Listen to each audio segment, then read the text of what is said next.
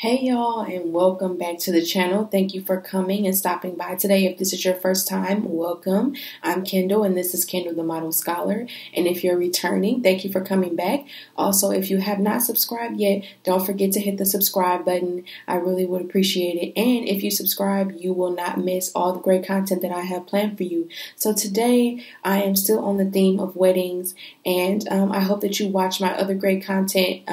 I have another video where I'm talking about how you can save money for your wedding, which is one that I'm sure a lot of people would like help on. So I'm sharing some hacks that I used and some I didn't on how you can save money for your wedding. And then I also did a recap of my own wedding, just offering you tips and tricks on things to make your planning process easier. So today I have another one that I hope is useful to you all and to all the brides out there who are planning their special day. And I'm going to be talking about how to make the most out of your wedding dress appointment or appointments if you have more than one. So this is one of the most exciting / stressful parts of the wedding process for the bride because the gown that you wear is super important. It's probably one of the most important dresses that you're going to wear in your life. And so I'm here to help you alleviate some of that stress and share some quick tips and tricks on how to really get the most out of your appointment and hopefully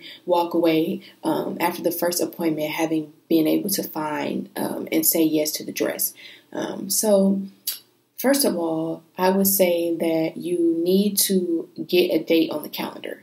There are some bridal bouquets that are larger and have like chains. So David's Bridal, for example, they're going to have a lot of locations in one state. So it really won't be or shouldn't be too hard for you to book your, bridal appointment, both for yourself and then if you're also going to, for bridesmaids dresses.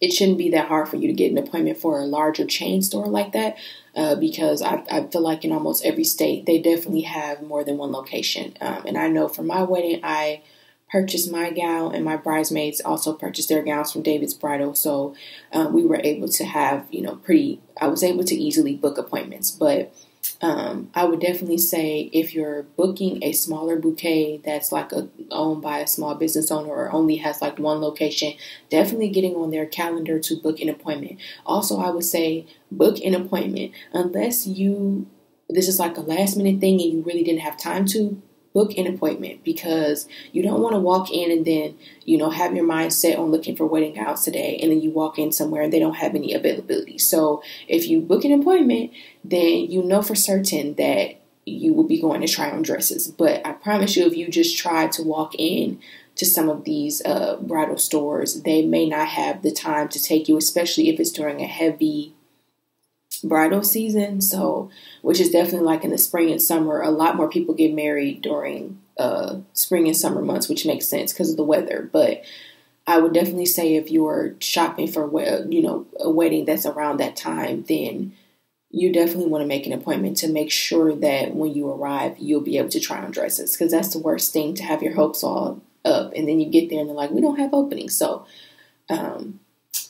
the first tip is definitely make sure you have an appointment booked and that you book the appointment far enough in advance to where you can get your dress on time. You do not want to book an appointment 3 months before your wedding and then have to sweat and hope that it arrives on time. And also a lot of times, like, your dress is not going to be in the store. I mean, I pulled mine off the rack because it happened to be the last one of that style. And so I was able to take mine home that day. But a lot of times that doesn't happen. They have to either order your dress or it's not at that particular store or something.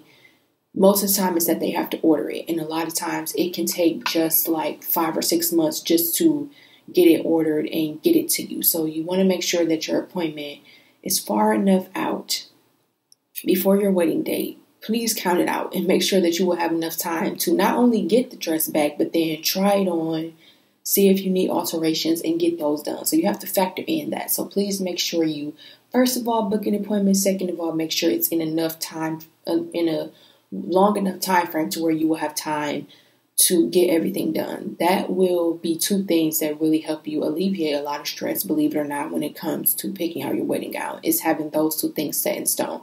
The third thing that I would say of how to make the most out of your appointment is who you bring with you. So it's very important that you do not bring everybody and their mama to your wedding gown appointment. I promise you that will stress you out. You do not need to bring everybody. You really only need to bring a few people. Myself, for example, I brought my mother. Obviously, if you are close to your mother, you have a relationship with your mother, of course you want to bring your mother. I brought my grandmother because she has a lot of experience. She was, did sewing herself, and then also, she's had several children and grandchildren get married before me, so her expertise was definitely appreciated. And also, it was a special moment for her because I'm her granddaughter. So I brought my mother, my grandmother, and my two sisters who were my maids of honor, and that's it.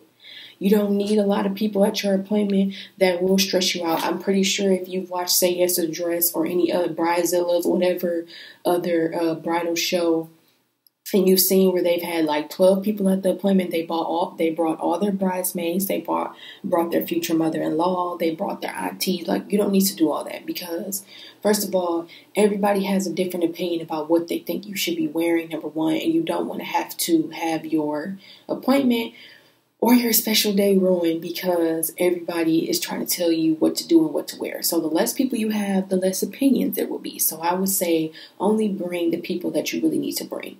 And I don't think you should bring your future spouse, partner. You want them to be surprised on a wedding day, so that's another no-no. But I would say if you bring 3 to 4 people, that seems like a good number to me, and it proved to be helpful for me. So yes, really be strategic about who you invite and bring to your appointment because that's going to make or break the appointment, honestly. Like, I've seen plenty of times on wedding shows or heard stories from brides that they end up having to do 3, 4, 5, 6 different appointments or go to all these different shops because every time they went, they could not choose a dress, either because they were being picky or the people they were with kept talking them out of getting everything that they thought they liked. So you want to be strategic about who you bring because you want them to help you find the dresses that you're going to look the best in, but not stress you out to the point where you're not going to be able to find anything because they keep saying no to everything that you try on. So that's another tip. The next thing of how to make the most of your appointment is you need to go in with some idea of what you want. The thing about wedding gowns is that if you just Google like wedding gown silhouettes, there's like 10 to 15 different silhouettes that you can choose from. There's different shades of white. You can get white, or you can get cream, or you can get off-white. Like, you need to go in with an idea of what type of style you think you may want. It does not have to be set in stone. Like, you don't have to say, I want a mermaid gown with lace and it has to be halter. It has to be, but like, you do need to have some idea of like, okay, I know I want to stick with only ball gowns, or I know I want an A-line dress. Like, at least have that idea in your head. And I would say bring inspiration pictures because sometimes the staff person at the bridal store, they will ask you like, do you have any pictures for inspiration? Because it helps them be able to know what's your style. So I know for myself, I printed out actually gowns from their actual website, which makes sense because if I print out something from some fancy boutique somewhere that they're not even going to have anything remotely close, that's going to make me disappointed. So I would say you can either go online if the bridal store has a website and try to find gowns that's actually on their website that's similar or in the ballpark to what you want, and bring copies of those with you to the appointment so that you can show that to them, or they might even ask you for it.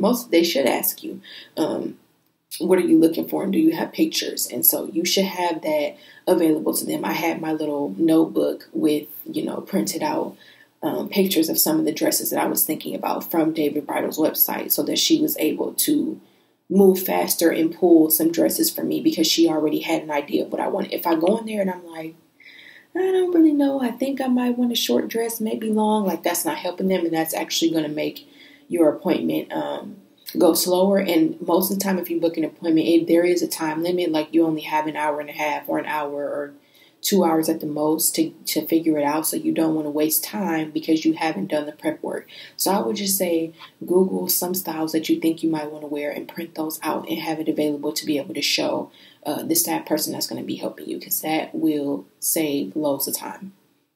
Another thing that I actually got from my hairdresser and makeup artist for my wedding, who is also a bridesmaid in my wedding, and it's my cousin, she suggested that I getting makeup and hair and do the makeup and hair trial on the day of my wedding gown fitting, which actually was a great idea because it wasn't the exact look because she wanted it to be a surprise, but I did have an updo, which is what my hair was going to be like, and had makeup that was very similar to how I looked on the wedding day, and I went to the appointment like that. And that actually really does make a difference because if you're kind of dialed up a little bit and you look like a bride, when you start trying the dresses on, then you put the veil on and they put, the jewelry or the belt on you or whatever, you really do get that bridal feeling, and it makes the moment much more special and surreal. And then the pictures that I took for for memories and stuff, they really came out nice because I was in kind of like bridal wear. So I would suggest that if you have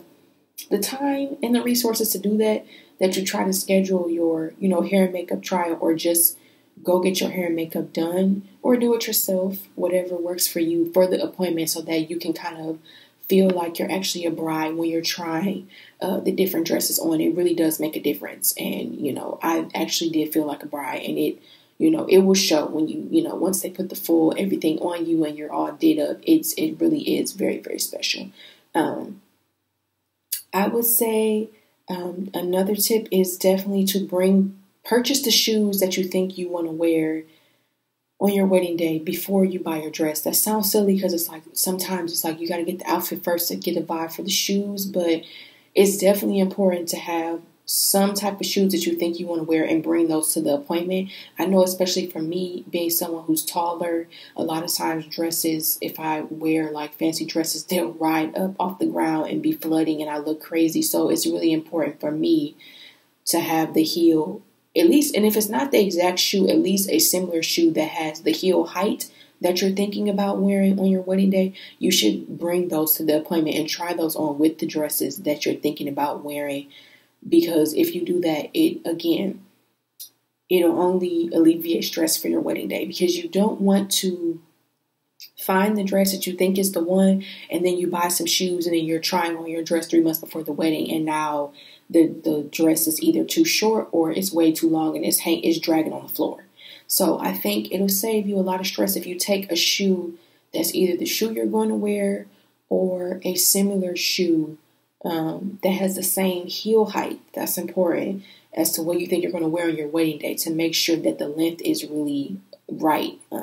Especially if you're somebody who's petite or somebody who's really tall like me and has issues with length. That's really, really important. And again, like if you just want to buy a test shoe, for example, the shoes I wore for my wedding, I got off a shoe dazzle for $10. But again, I was trying to find ways to save money, so I didn't really have a desire to wear like some expensive designer shoes. But for example, if you wanted to get just like a sample shoe, you could do something like get it off a shoe dazzle for like between $10 and $30 and just wear them at the appointment, just so you can have something, even if that's not the final shoe. That definitely will help you to alleviate stress. And so those are my tips and tricks for how to get the most out of your bridal appointment. And I want to wish all the brides who are watching this, or family members of brides, all the best of luck in your wedding planning, and congratulations on your big days. And again, if you have any other tips and tricks that you found helpful for you, if you've already been a bride, please comment them below. If there's other topics that you would like me to talk about, also comment, and I will definitely shoot a video for you all on whatever subject that is and speak to you from the best of my ability, because I'm no expert, but I do have experience having gone through this process and things that I would definitely share with you all if there's other things you want to know or want me to talk about. And again, thank you for stopping by my channel today. Don't forget to subscribe, and see you next time. Bye.